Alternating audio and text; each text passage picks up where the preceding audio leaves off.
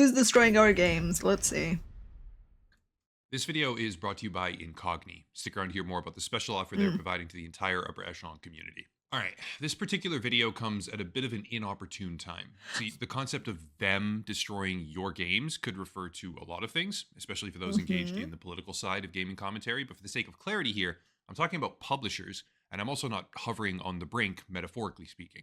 Publishers are, quite literally here, destroying games, rendering them unplayable So for you, and Microsoft thereby, in my opinion, is stealing your money, this about while circumventing Microsoft? whatever laws they can in the process, or more descriptively, taking advantage of a regulatory environment where laws to protect the purchases that you make in this category don't seem to effectively be Chomp. defined at all.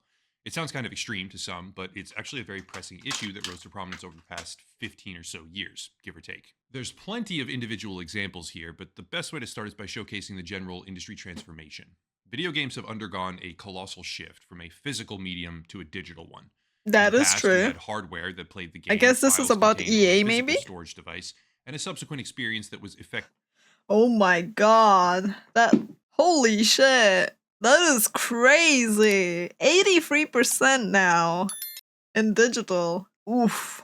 I still remember literally going out to buy a hard copy of something, and I still have a lot of hard copies of collections and different things that I look upon. I don't really play them anymore, but I do have them. It is crazy just how little distribution we have in physical format nowadays. Your hard copy has an empty box and a CD key? What the? Seriously? Effectively irrevocable, for lack of a better word. But now the transition has been made to an almost purely digital medium, even so far as an open acknowledgement that the physical world of distribution for video games will probably die out completely. Simultaneously, the industry is also witnessing a genre shift. This part is a bit more contentious, I'd say, but the general behavior we see from major publishing companies appears to be hyper-fixated on games as a service instead of games as a product, which exacerbates the problem of requiring constant internet connections or otherwise forcing dependence on the publisher directly instead of allowing agency over the product that you purchased for yourself. Yeah, I mean, you don't own your product anymore. That has been a shift that's been happening in video games. I absolutely hate where we're going with this. Quite literally, like you don't own them, and you can't even play a lot of them beyond the point where they let you. They explicitly do not want to sell you something and subsequently allow you to control it. They would rather sell temporary access to something and then make unilateral decisions about the future of that service with zero accountability. See, it used to be Yeah. if you purchased a video game, you had that game until you made a mistake and broke the hardware, like literally and physically. In some Yep. ways, that's inconvenient, yes, and modern digital systems allow you to access accounts from any device through login credentials, thereby increasing your relative convenience while doing so. But in other ways, it provided security, because the thing you had ownership of really couldn't be discretionarily revoked by a third party publisher. Nowadays, that's no longer true. And like I said earlier, there's a ton of individual examples to choose from, but I'll just pick a few that I have personal experience with. Before continuing on, today's video is made possible by Incog, which is an online privacy and data protection Yeah, service. that is Every very day, true without though. fail, your data Like, is being sold by third-party brokers or you lose frequently accessed access, without your knowledge and from they bad don't breaches. care A anymore. recent example would be Facebook literally selling your message history to Netflix. Some people don't care about this. They should care, in my opinion. But this lack of Yeah, data protection people wonder often why facilitates pirating identity theft or other cybercrime. is kind of And for like anyone who wants to growing. prevent that kind of thing, But even Incog can that's help. dying, Your personal honestly. information is everywhere, not just in the archives of companies you Like, know about, but there other are data firms as people well who then sell it all across the internet. that For don't everyday know how users, to it's pirate effectively an anything. impossible Like, task to stop it's that in dying. any capacity because there are Because hundreds of these people data don't know how brokers, to and it's a access nearly insurmountable data. obstacle to contact them, They grow fight up on objections, and get anything pads actually and removed. phones, and However, they don't know how Incogni to does access all their of own this for data. you quickly and easily. I've used it myself, it works, I've seen the results, and therefore I can sincerely recommend it. The process is relatively simple. Sign up for the website, give them specific legal permission to work on your behalf, and let them know the information that they'll be having removed. After that, sit back and let them work. Aggregation of the service lets them streamline the process because most people as individuals can't really do anything and don't have the time or ability to make a difference. Using the link down below in the description and code ECHELON at checkout, you'll get 60% off an annual subscription to Incog. There's a lot more I could say. The services they offer and the value they provide is exceptionally worthwhile, but for the sake of time, I'll leave it at that. Again, link down below and For promo the code sake of ECHELON time. for Mm. 60% off your subscription.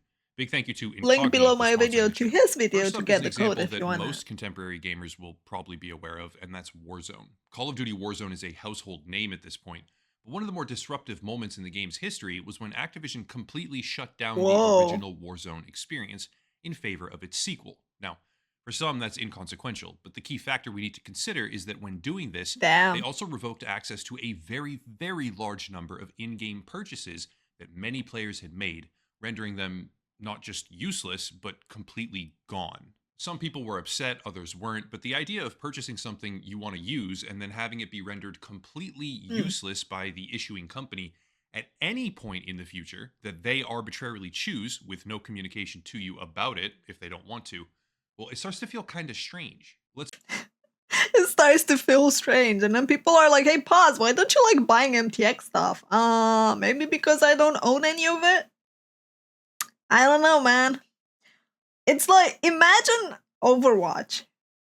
Like, they shut down the project completely. They're like, okay, we're done with Overwatch. Everything you bought until that point, first of all, it was never yours. But everything you bought is just gone. All the skins, everything. Yeah, cool. Lovely. Let's move on to Evolve. Evolve was an asymmetrical PvP experience where hunters would take down a monster, and from my perspective, Oh, I remember Evolve. What happened with it? it was kind of an interesting game. However, in Yeah, it 2023, was. published on the 2K support website, it was announced that Evolve would be taken offline permanently. I The servers see. would be shut down, and the thing that people spent their money on would cease to function properly. Sure, Mm, certain mm. components of the game would still function, but after a very long back and forth with the fan community, 2K would now be destroying the ability for players to engage with each other, even on peer to peer servers, which had previously been supported, marking the removal of a product function that people had paid for simply because the company decided we don't want to deal with this anymore. How about another one? Yeah, isn't that always a fun one, man? I had that with Square Enix. They they took Tower of Babylon. They said that they wouldn't shut it down, and they had expansion plans. And 6 months later, they just went, "We're shutting it down. You don't get a refund. You don't get your product. You don't get compensated for investing in us, for listening to our lies. You don't get anything. Congrats, you spent $70 on nothing. Cool." Yeah, that is terrible when you have so many games that you purchase and you can only use for a limited time. Especially because it also, as a side thing, it also brings up the whole FOMO, because people will fear missing out on an experience because they didn't opt into it when they should have, and then the servers are closing. The Cycle. This one hits close to home because I actually liked this game. I played it, I reviewed it, but come to find out in September of 2023, they killed it. Steam is actually full of reviews where people are lamenting the fact that it's gone, and sure, it was technically free to play as an experience, but they had microtransaction bundles from $10 all the way up to Mm. $100, and everything you purchased is now entirely useless, regardless of what it Yeah. was or how much it cost. I can go a little bit more rapid fire here, but the examples of what I'm talking about are everywhere. EA shuts down games in literal batches, like Bad Company 2, Dead Space 2, and Crisis 3. Indie games, such as Spellbreak, for example, that were gobbled up by the Epic Game Store, have their servers officially shut down. Thankfully, the developers created a standalone version where players can host their own servers for that one, which is Damn. great. You'd love to see that. But even more extreme, companies like Warner I heard about Spellbreak, but I never knew what happened to it. I just know, like, there was some news about it, there was a beta, and then I didn't hear about anything. But this entire trend is literally just having online service or games being forced online. And while it's cool and all for updating, it comes with maintaining, right? Like maintaining that and the cost that you gotta constantly pay. And developers are like, well, we're not making enough profit margin off of this, so it's not worth our time. And at that point, you're like, why are we having it then? Brothers will delist over a dozen games under the I Adult Swim hate banner in this games case, as a while service. deliberately refusing to transfer those games back to the developers in order to keep them active and playable.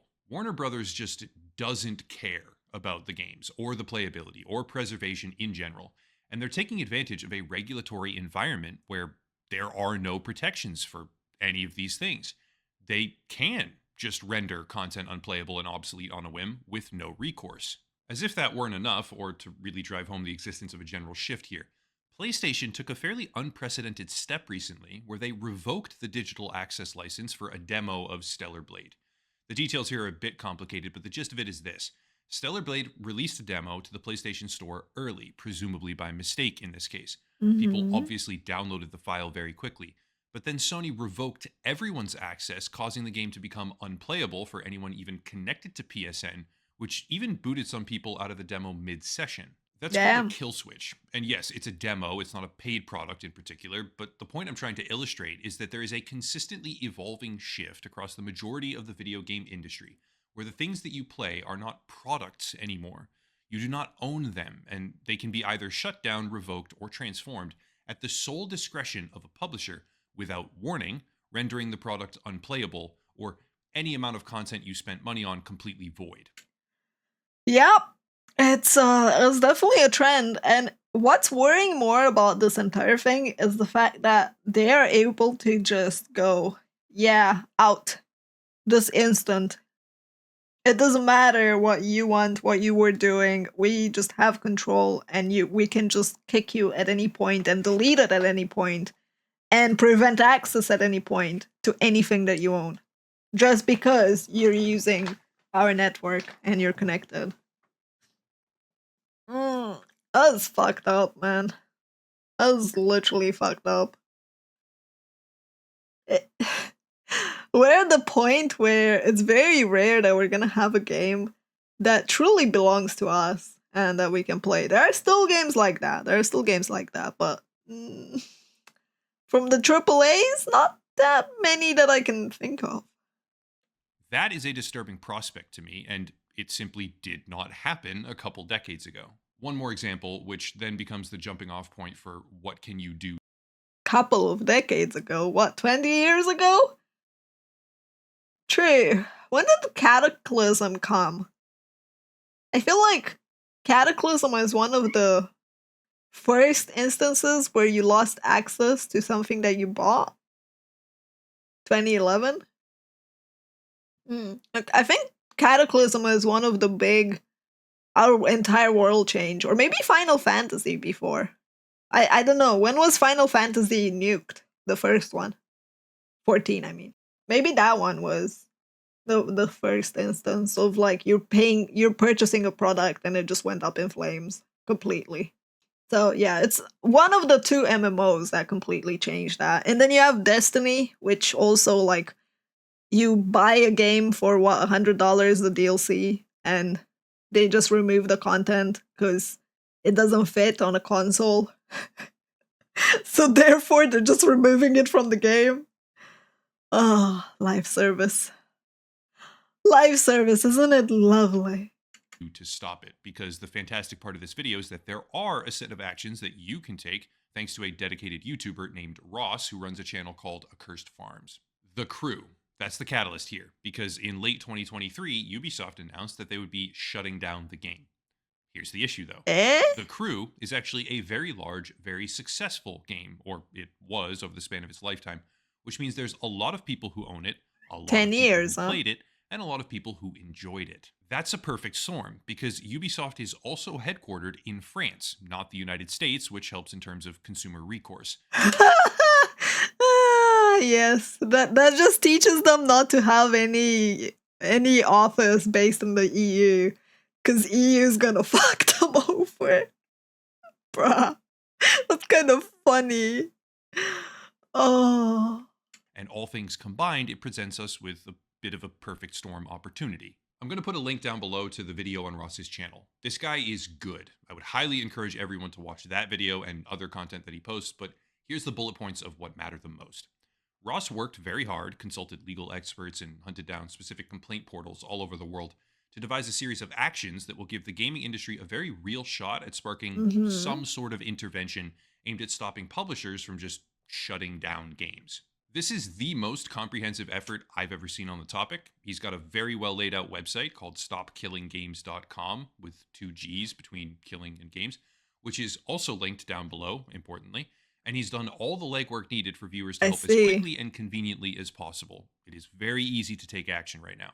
It mostly consists of petitions and complaints, which are outlined perfectly on the website. And I won't explain all the gory details right now. He's already done that very thoroughly. But the main God point here is that damn. when discussing this topic, it's typically a very defeatist mentality. Normally, the criticism Very of gaming true. industry trends, which I myself am guilty of, is just criticism, zero action. But thanks to Mm-hmm. Ross, we have an actual shot at making a difference right now. So this is no longer a simple display of hollow criticism, it's a call to action. Video games are shifting to a purely digital medium, but with that, in conjunction with certain trends like live service games, always online servers, etc., with that, they are increasingly vulnerable when it comes to planned or deliberate obsolescence. That is really cool, honestly, that someone took the time to research how exactly you can contact and who you can contact to like make a claim and a report and say that this is not okay and your consumer rights are being neglected or ignored. Like, that is a super huge document right there for absolutely everyone to like go and complain about it. Because one of the problems that you have, that a lot of us have, is when we try to fight back, right? It's like, what's the point? We can't sue them. We don't have the money to file a lawsuit. Well, the EU does. So yeah, just point the finger and go like, get him, boy, get him, boy. Yeah, they will investigate and they will find them. They probably can't stop them. We probably will have people being pissed in the EU over the fact that we lost access to games, because that's most likely what's going to happen. We're just going to be a market that they're not going to touch because of the fact that we stand for our rights. Just like a lot of things aren't allowed, like gambling in certain countries is not allowed, it's removed as a feature. Loot boxes are removed from certain people. Whole ass games like Lost Ark are not available in certain countries in the EU. It's nice that there is a call to action. Sadly, at the same time, I feel like they're probably just gonna ignore our market and keep abusing all the other countries that are falling in line for it. And the problem is the fines are not big enough to show a dent. Facebook, for example, is forced in the EU to not use your data without your consent. So what they did is they basically said, you can no longer use Facebook or Instagram unless you agree or you pay. They put a price on what your data is worth, and you're completely locked out unless you agree to that. So most likely recourse if you're in the EU is going to end up being this exact thing. We're not allowed those games unless we VPN, which is sad. I like the call to action. I like that it's 4.0. I think we should still do it. But I also think that there needs to be more of a change in this. I feel like just trying to get them fined or get governments involved is just not enough. Games are no longer being made as products. They are often being made deliberately as services. But these companies are intentionally operating in a retail consumer gray area of sorts by allowing everyone to keep thinking it's a product and leaning into that Mm-hmm. idea as hard as they can, still, while Yeah. completely ignoring even the most basic concept of preservation, even so far as to make it impossible to preserve some games, where the community Yeah. is openly willing to shoulder that burden themselves if even given the option. What makes all this even more fitting is that this trend, where ownership of games is quickly evaporating completely, is an area where Ubisoft director of subscriptions Philip Tremblay said, quote, "One of the things we see is that gamers are used to a little bit like DVD, having and owning their games. That's the consumer shift that needs to happen. They got comfortable not owning their CD collection or DVD collection.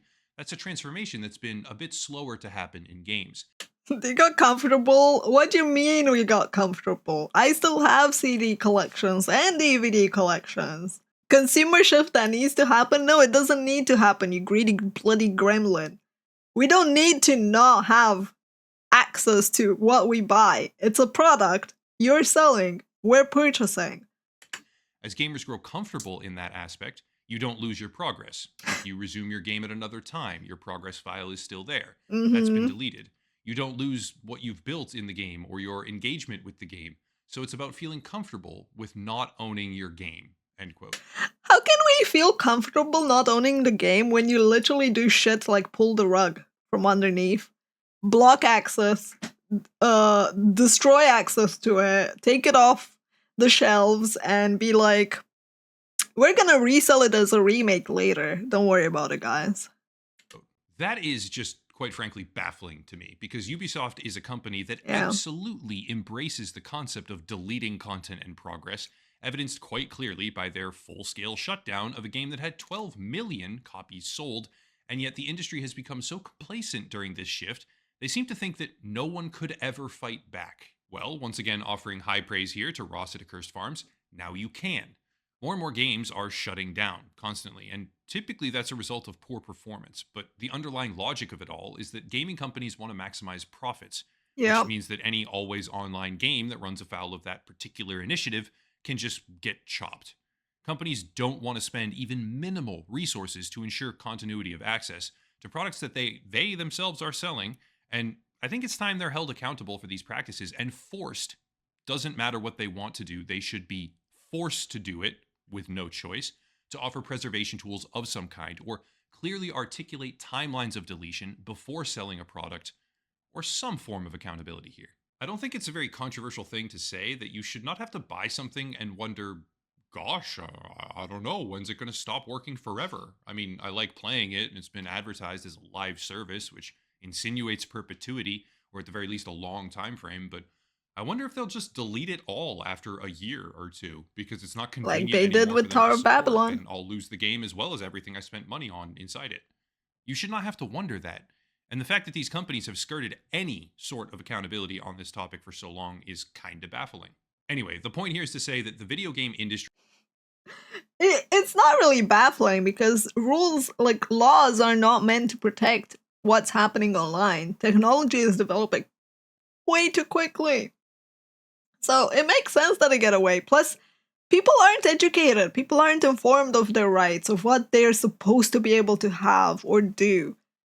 And a lot of now adults grew up with Fortnite and just playing stuff, and they don't really know much about it. Oh yeah, Fortnite's another one. You paid for tower.